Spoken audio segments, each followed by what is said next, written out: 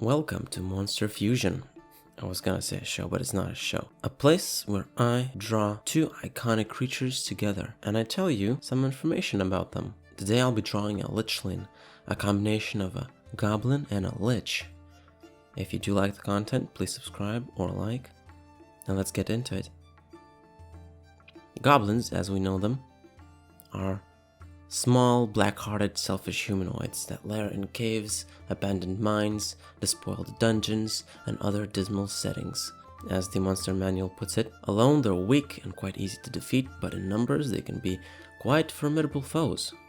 If you set up a long-range archery squad of goblins, they can easily take down higher-level parties. If you set up goblins with traps and time tactics, they can take down higher-level parties no problem. Or you can make them as weak as you want and let the party go full out feeling like glorious warriors, slashing and hacking at every goblin they see, killing them in one swipe. The goblins are motivated by greed and malice. They can't help but celebrate the few times they have the upper hand, and they will backstab anyone they can to gain that power. These leaders are easy to dethrone, and so the power keeps constantly switching. Goblins are easy to flavor, and there are many offsprings of goblins that pepper our stories. Now what about the Lich? Well, the monster manual reads, Liches are the remains of great wizards who embrace on death as a mean of preserving themselves. They further their own power at any cost, having no interest in the affairs of the living, except where those affairs interfere with their own. Scheming and insane, they hunger for long-forgotten knowledge and most terrible secrets. Because the shadow of death doesn't hang over them, they can conceive plans that take years, decades, or centuries to come to fruition. No wizard takes up the path of lichdom on a whim, and the process of becoming a lich is a well-guarded secret. Wizards that seek lichdom must make bargains with fiends, evil gods, or other foul entities. Many turn to Orcus, demon prince of the undeath, whose power has created countless liches. However, those that control the power of lichdom always demand fealty and service for their knowledge. A lich is created by an arcane ritual that traps the wizard's soul within a phylactery. Doing so binds the soul to the mortal world, preventing it from traveling to the outer planes after death. A phylactery is traditionally an amulet in the shape of a small box, but it can take a form of any possession. With the phylactery prepared, the future lich drinks a potion of transformation, a vile concoction of poison, mixed with the blood of a sentient creature whose soul is sacrificed to the phylactery. The wizard falls dead, then rises as a lich, as its soul is drawn into the phylactery, where it forever remains. A lich must periodically feed souls to the phylactery to sustain the magic preserving its body and consciousness. It does this using the imprisonment spell. A lich that fails or forgets to maintain its body with sacrificed souls begins to physically fall apart and might even become a demi-lich, losing his sanity slowly. When a lich's body is broken by accident or assault, the will and mind of the lich drains from it, leaving only a lifeless corpse behind. Within days, a new body reforms next to the lich's phylactery, coalescing out of glowing smoke that issues from the device. The phylactery means the possibility of eternal death. Therefore, a lich usually keeps the phylactery hidden, well guarded. Destroying a lich's phylactery is no easy task, and often requires a special ritual, item, or weapon.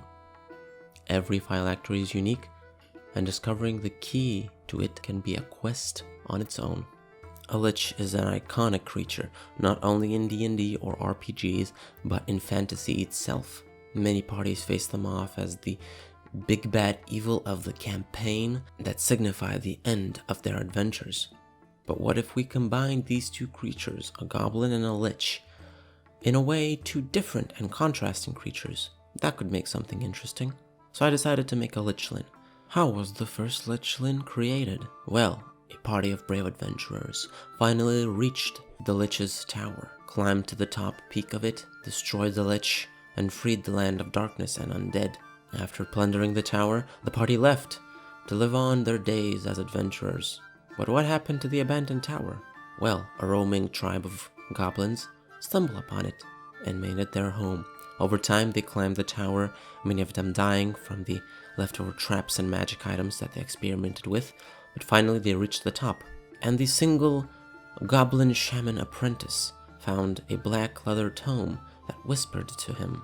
He backstabbed his shaman master and became the new tribe leader, only rivaled by the chief.